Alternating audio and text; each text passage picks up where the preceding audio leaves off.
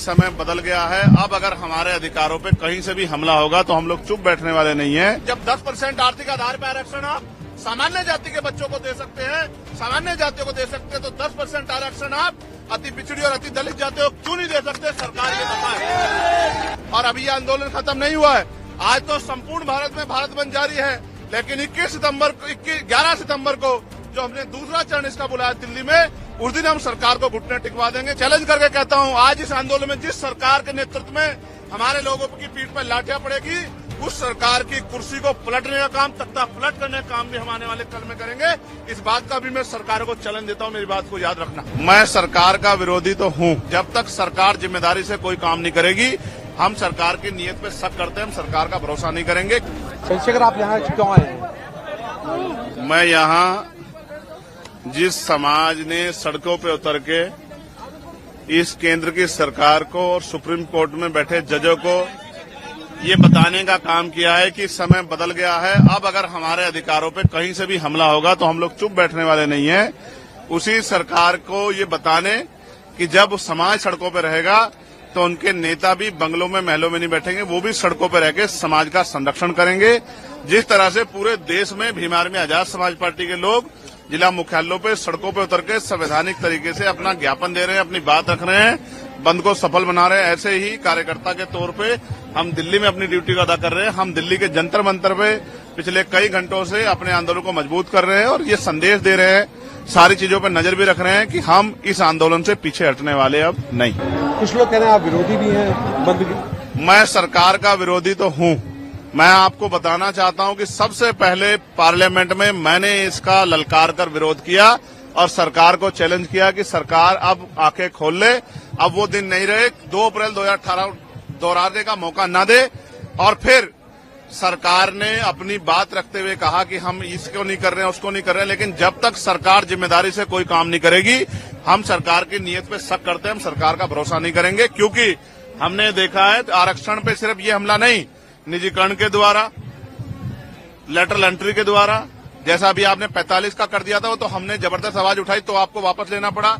फिर ठेकेदारी के जरिए, संविदा के जरिए, आउटसोर्सिंग के जरिए, जिस तरह से आपने सरकारी नौकरियों को खत्म करके आरक्षण की धज्जियां उड़ाने का काम किया, ये किससे छिपावा नहीं है।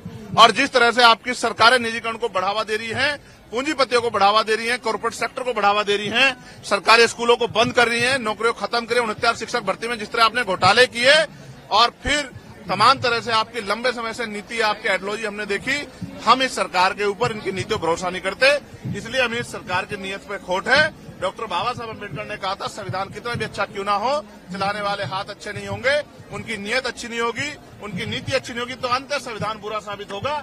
इसलिए आज हम ये नीला झंडा लेके आते हैं कि हम किसी भी कीमत पे सरकार के हथकंडों को, सरकार की बुरी मंशा को, सरकार के षड्यंत्रों को कामयाब नहीं होने देंगे। एक और बात, अगर सरकार कहती है कि बंटवारे की बात, वो कुछ देने की बात कर रहे हैं, तो मैं आपको विश्वास दिलाता हूं, मैं चंद्रशेखर आजाद, बाबा साहब अम्बेडकर, मान्यवर काशीराम साहब, मान्यवर दीना भाना वाल्मीकि जी के मिशन का सिपाही, मैं आपको विश्वास दिला कहता हूं, ये हमारे भाइयों की बात है।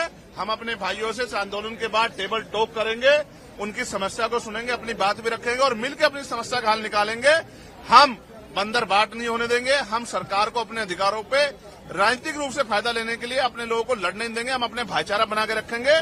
और फिर मैं कह रहा हूं, मैंने 1.5 साल पहले मांग उठाई थी कि जो जिन जातियों को अवसर नहीं मिले, जब 10% आर्थिक आधार पर आरक्षण आप सामान्य जाति के बच्चों को दे सकते हैं, सामान्य जातियों को दे सकते हैं, तो 10% आरक्षण आप अति पिछड़ी और अति दलित जातियों को क्यों नहीं दे सकते? सरकार ये बताए। लेकिन सरकार ने की मंशा ही कभी ये नहीं थी। सरकार की मंशा तो जातिगत आरक्षण को खत्म करने की है। सरकार की मंशा तो जातिगत आरक्षण को खत्म करके, हमारी संवैधानिक ताकत खत्म करके, आर्थिक आधार पर आरक्षण लागू करके अपने लोगों को फायदा देने की है। सरकार की मंशा तो लेटर एंट्री करके हमारे लोगों को सिस्टम से निकाल के, अपनी विचारधारा के लोगों को सिस्टम में बिठा के, और पॉलिसी मेकिंग में जब उनके लोग बैठे होंगे तो हमारे लिए पॉलिसियां नहीं बनेंगी। इसलिए हमें सरकार की नीयत पे खोट है। हम अपने भाइयों के साथ खड़े हैं। अगर हमारे भाइयों को हिस्सा देने की बात आएगी तो हम अपना हिस्सा भी उनको दे देंगे, लेकिन सरकार की नीयत के खोट को और सरकार की प्रणालियों को हम लोग लागू नहीं होने देंगे। और अभी ये आंदोलन खत्म नहीं हुआ है। आज तो संपूर्ण भारत में भारत बंद जारी है, लेकिन 11 सितंबर को जो हमने दूसरा चरण इसका बुलाया दिल्ली में, उस दिन हम सरकार को घुटने टिकवा देंगे। अगर आज सरकार ने घुटने टेके, उसके बाद जब पार्लियामेंट का सेशन चलेगा, आप मेरी बात को याद रखना, हम सरकार को घुटने टिकवाने के लिए एक इतनी बड़ा जन समर्थन यहाँ दिल्ली में जुटाएंगे कि सरकार की आंखें खुल जाएंगी, नींद खुल जाएगी, और हम अपने आरक्षण पे, अब अपने अधिकारों पर किसी भी तरह की जो है हमला बर्दाश्त नहीं करेंगे। अपनी भाईचारे को बना के रखेंगे, अपनी एकता को बना के रखेंगे और दुश्मन की चालों को भी कामयाब नहीं होने देंगे। मैंने सरकारों को ये भी कहा है, जिस तरह लाठियां बिहार में हमारे लोगों पे मार रहे हो, हमारे लोगों को पीटने के चक्कर में एसडीएम को ही पुलिस ने पीट दिया, ये जो लाठी मारने की प्रथा है, इसका भी सूद समेत हम लोग जवाब देंगे आने वाले कल में। और आपकी लाठियों का जवाब जो है हम लोग अपने तरीके से, संवैधानिक तरीके से देंगे।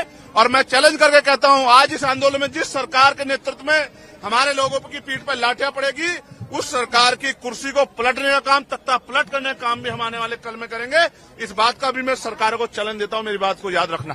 चंद्रशेखर जी, जो 2000 इलेक्शन में अभी पार्लियामेंट के जो इलेक्शन हुआ, उसमें जो लोग संविधान की कॉपी लेकर घूम रहे थे, आरक्षण और संविधान को बोल रहे थे कि आरक्षण खत्म कर दिया जाएगा, और आज वो कहाँ दिखाई दे रहा है? देखिए, मैं आज अपने समाज के संरक्षण के लिए, समाज के आवाज को मजबूत करने के लिए सड़क पर उतरा हूं। आज मैं किसी को कुछ नहीं कहना चाहता।